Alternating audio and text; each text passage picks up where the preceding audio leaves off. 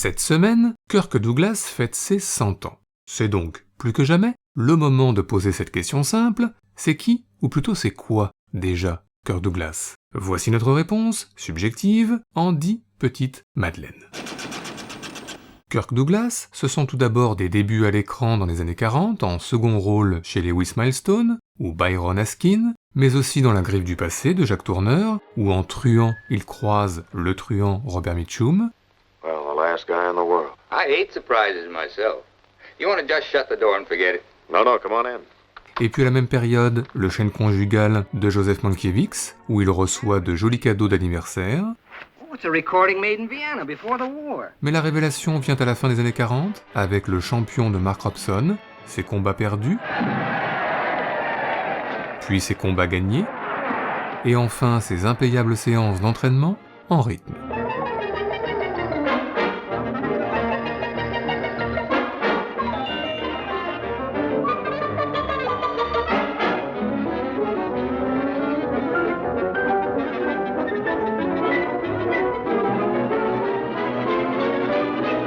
Kirk Douglas, c'est ensuite au début des années 50, une carrière qui s'accélère avec un Michael Curtis aux côtés de Lauren Bacall et une adaptation de Tennessee Williams avec Jane Wyman, mais surtout le gouffre aux chimères de Billy Wilder, où il campe un journaliste tout-terrain qui préfigure l'information spectacle qui va bientôt envahir le monde. Hey, what are you doing? Taking your picture. What for? Mais aussi à la même période, le western pro-indien La captive aux yeux clairs d'Howard Hawks, où il tombe amoureux de la dénommée Teal Eye, mais n'est visiblement pas le seul. Et puis en 1955, sa rencontre décisive avec Vincente Minnelli pour Les Ensorcelés et son beau titre original, The Bad and the Beautiful, où Kirk Douglas est un producteur hollywoodien manipulateur qui se brouille avec réalisateur, Who? Jonathan Shields. actrice No, I don't know where. et scénariste, Drop dead. qui ne le prennent plus au téléphone, mais ne peuvent s'empêcher, dans le même temps, d'écouter ses nouveaux projets de films en secret.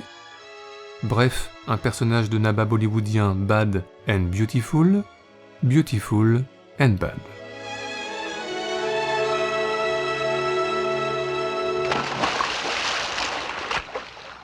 Kirk Douglas, c'est ensuite au milieu des années 50, un Edward Mitrick et un Henry Hathaway, mais aussi deux films maritimes, le Ulysse de Mario Camerini, où Kirk Douglas part pour un long voyage et fait donc longuement patienter Pénélope, alias Sylvana Mangano.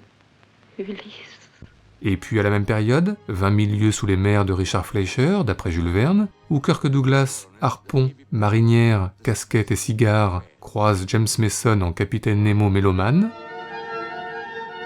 puis une otarie mélomane aussi, There was old man Nemo. avant de combattre une fameuse pieuvre plutôt belliqueuse. Mais le milieu des années 50 est marqué par un autre film, L'homme qui n'a pas d'étoile de King Vidor, où il est un cow-boy aussi à l'aise pour distraire les hommes au saloon avec son banjo, Whistling a lonesome tune. que pour séduire les femmes en privé. What do you want?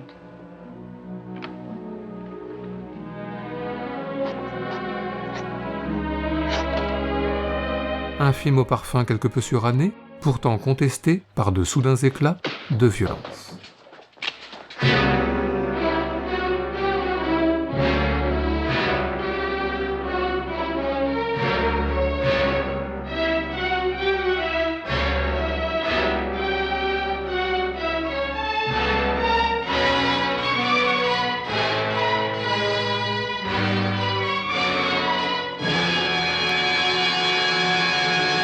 Kirk Douglas, c'est ensuite, dans la deuxième partie des années 50, un André de Toth et un Etchy Potter, et puis Règlement de compte à Hockey Choral, où il est Doc Holliday, aux côtés notamment de Burt Lancaster. Et puis toujours la même période, les retrouvailles avec Vincente Minnelli pour La vie passionnée de Van Gogh, où Kirk Douglas incarne le peintre torturé, qui croise notamment Gauguin Doesn't work. ou Seurat, Come on, Sirrah. Put him out of his misery. et qui traverse des décors bien connus, une chambre familière, un café nocturne familier aussi, et des arbres en fleurs familiers toujours.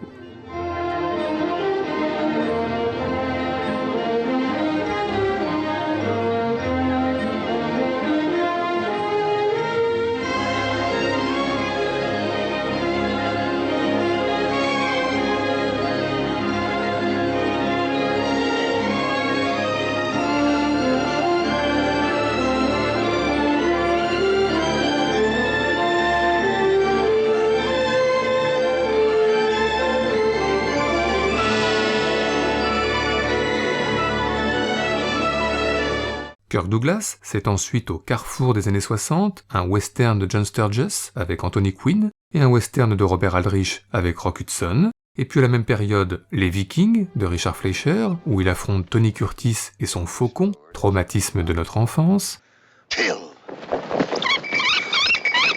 Et enfin, toujours à la même période, le très grand Liaison secrète de Richard Quinn, où il croise Kim Novak en déposant ses enfants au car scolaire. Viennent ensuite les premiers échanges timides au supermarché, Yes, I think you walked off with my car. No, I'm sure puis les premiers rendez-vous à l'abri des regards, bref une relation adultère faite d'aveux étrangement cadrés, did. But somehow he was in the house. ponctuée par des étreintes passionnelles, très François Truffaut. Yes. Yes. Yes.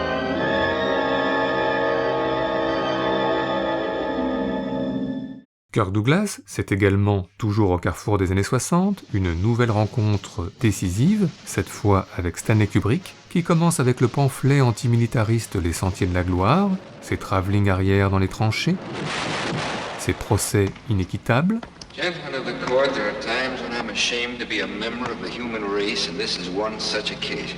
et ses chansons allemandes chantées sur scène et murmurées dans la salle, Ach, bitte, Mutter, bring ein Licht. Mein Liebchen stirbt, ich seh es nicht. mais la collaboration Stanley Kubrick-Kirk Douglas culmine évidemment en 1960 avec Spartacus, un esclave dans les mines qui devient gladiateur, puis chef de rébellion de quelques hommes, puis d'une armée, puis d'un peuple, un film symbole qui a de plus une importance extra-cinématographique, puisque Kirk Douglas, aussi producteur du film, a réussi à imposer pour la première fois depuis le début de la chasse aux sorcières à Hollywood fin 40, le nom du blacklisté Dalton Trumbo au générique du film, un épisode sur lequel revient évidemment le récent biopic Dalton Trumbo, avec Bryan Cranston dans le rôle de Trumbo, et Dean O'Gorman dans le rôle de Kirk Douglas. The press release will say I can't say anything. the screenplay for Spartacus was written by Dalton Trumbo. Thank you. Kirk, if you don't get rid of Trumbo, I will. And right after I quit, you can reshoot all my scenes. You see, Ed, for better or worse, I am Spartacus. Kirk Douglas, ce sont ensuite des années 60 où il multiplie les rôles de militaires, chez Otto Preminger, chez John Frankenheimer, chez Anthony Mann ou chez René Clément, en général Patton, et puis toujours dans les années 60, un western ou presque, Seuls sont les indomptés, écrit par Dalton Trumbo, où il campe un cow-boy quelque peu perdu face au monde moderne, mais qui n'en oublie pas de flirter avec une Gena Rowlands alors au début de sa carrière, Hi. Hi. Enfin, les années 60 sont marquées par les retrouvailles ultimes avec Vincente Minnelli pour 15 jours ailleurs, où il incarne un comédien en crise qui part à Rome rejoindre un ami cinéaste incarné par Edward G. Robinson, un film sur le monde du cinéma qui fait bien sûr écho aux Ensorcelés, où tout rappelle que le temps a passé, les disputes avec les jeunes acteurs, You stupid little creep. les reliques reléguées dans les tiroirs, You and I made some good ones. et surtout les projections de films on ne peut plus mises en abîme.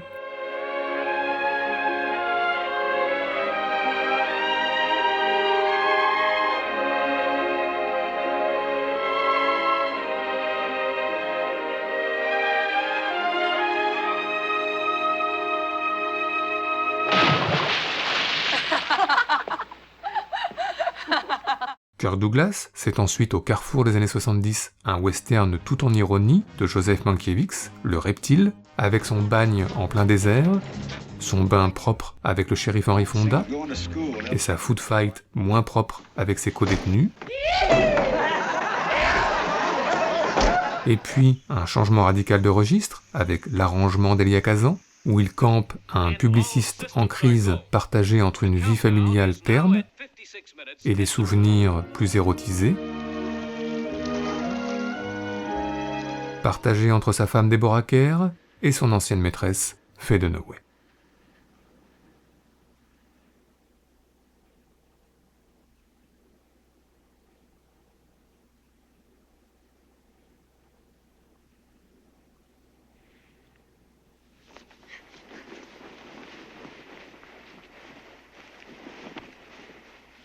Kirk Douglas, ce sont ensuite des années 70 plus discrètes, avec tout de même Le Phare du bout du monde, d'après Jules Verne, et Scalawag, qu'il réalise lui-même, mais sans rencontrer le succès, et puis une succession de films fantastiques. Un trip SF avec Farrah Fawcett et Harvey Keitel dans Saturne 3. Captain, Major. this is my partner.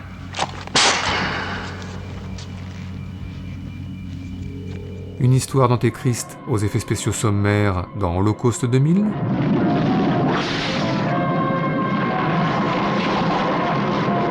Ou encore un voyage dans le temps en 1941 à la veille de Pearl Harbor dans Nimitz, Retour vers l'enfer.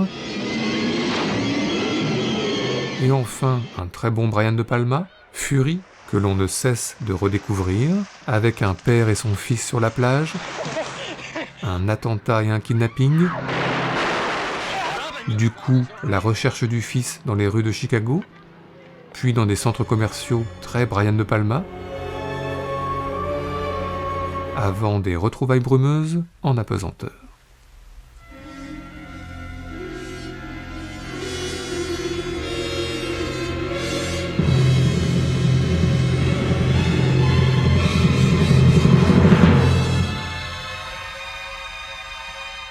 Enfin, Kirk Douglas, ce sont des années 80, 90 et 2000 plus anecdotiques, en tous les cas au vu de l'ensemble, avec par exemple un buddy movie avec Burt Lancaster, un film français de Xavier Castano, ou un petit rôle dans un John Landis avec Sylvester Stallone. Alors depuis les années 80, Kirk Douglas écrit ses mémoires hier, une diatribe contre Donald Trump aujourd'hui, et entre les deux, un retour à Spartacus encore et toujours. Alors pour terminer, comment ne pas nous aussi revenir à Spartacus, et plus précisément au célèbre poème récité par Tony Curtis, idéal pour célébrer 100 ans de vie, de cinéma et de combat. When the blazing sun hangs low in the western sky, when the wind dies away on the mountain, when the song of the meadowlark turns still, when the field locust clicks no more in the field, and the sea foam sleeps like a maiden at rest, and twilight touches the shape of the wandering earth, I turn home. Through blue shadows and purple woods, I turn home. I turn to the place that I was born, to the mother who bore me and the father who taught me. Long ago, long ago, long ago. Alone am I now, lost and alone in a far, wide, wandering world. Yet still when the blazing sun hangs low, when the wind dies away and the sea foam sleeps, and twilight touches the wandering earth, I turn home.